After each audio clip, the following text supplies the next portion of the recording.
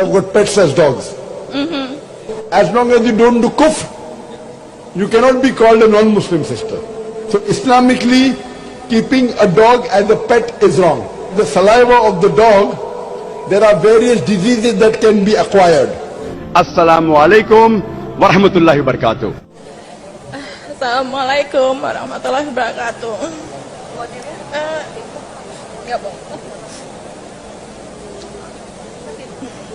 Okay, my question is,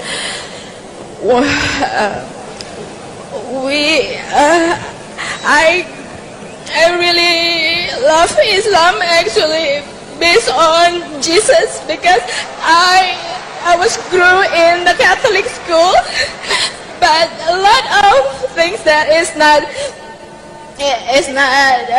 make sense to me. That's why I look for Islam, and I love Islam, but I don't like the Muslim people in Indonesia, and I love dogs as a pet.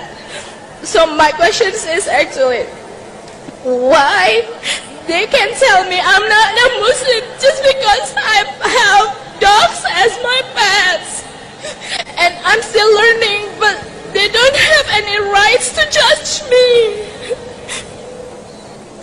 Will you mind to explain? Because I didn't find anything in Al-Quran that said it's haram to pet a dog. And instead I found that the history, a lot of the prophets are the shepherds, so they also have dogs to help them, including, if I'm not mistaken, correct me if I'm wrong, including the Prophet Muhammad. The sister has a question. So the question is, is it really haram to pet a dog, and then can they judge me as not a Muslim just because I love the dogs and pets the dogs? Sister, what's your background? Are you a Catholic, are you Christian, or are you Muslim? Or? No, I believe I'm Islam, but if you say that Muslim is totally So were you born in a submit, Muslim family, sister? but I don't think they So really. were you born in a Muslim family? Yes. You were born in a Muslim family and you are a Muslim, but you have got pets as dogs. Sister, we would prefer that non-Muslim should be given the first chance, but since you have come, I will answer your question. I would request the volunteers that before anyone asks a question, please check whether they are Muslims or non-Muslims. I believe you are born in a Muslim family and you are a Muslim, correct? I believe I am Muslim, but they say that I'm not Muslim. No, but you believe you are Muslim, correct? But Yes. just because you keep dogs as pets, and the prophets earlier kept dogs to take care of the sheep, of the cattle, so the other people say you are not a Muslim. Sister, in Islam, keeping dog is prohibited in your house as a pet. But keeping a dog for hunting is no problem. As a guarding your house, no problem. So what the prophets used to take dogs was to keep the flock of the cattle together, that is permitted. So if you use dog for hunting, it's allowed.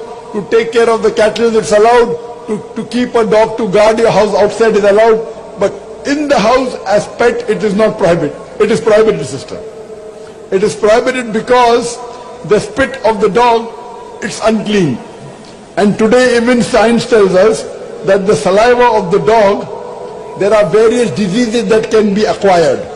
And one of them is hydrophobia. Hydrophobia means fearing of water. So Islamically, keeping a dog as a pet is wrong. Now if you keep a dog and you believe it is wrong, that's a different question. You may not be a practicing Muslim. But someone to say you are not a Muslim, that's a very strong statement. Just because one person doesn't follow some portion of the Quran or some portion of the Hadith, as long as you believe there is one God and you believe Prophet Muhammad is the messenger of God, as long as you don't do kufr, you cannot be called a non-Muslim sister. As long as you agree, you have to agree what is mentioned by the Prophet, that keeping dog is prohibited because it leads to various diseases. Keeping a dog. You can keep him to guard your house, you can keep him to protect your cattle, no problem. But Islamically, keeping a dog is wrong. That's the reason our Prophet said that if the dog licks any vessel, you have to scrub it 3 times with earth. And today science says that even normally if you wash a vessel which the dog has licked, the germs are yet there.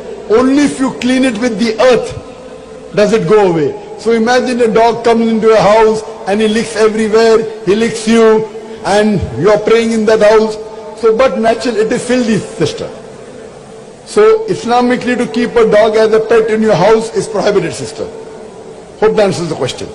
Okay, thank you. But outside is okay, right? Outside as dog for hunting, for protection, not as a pet. For guarding the house. Guarding the house, no problem. But not that you have to allow him to lick you Yeah. or to but play over you. If we pat If them. you pat the head, because the tongue cannot reach the head. So if you pat, you only pat the head, because the Yeah. tongue of the dog cannot reach the head. Yes. Hope that answers the question. May peace, mercy and blessings of Allah subhanahu wa ta'ala, of Almighty God be on all of you. Allahu Allah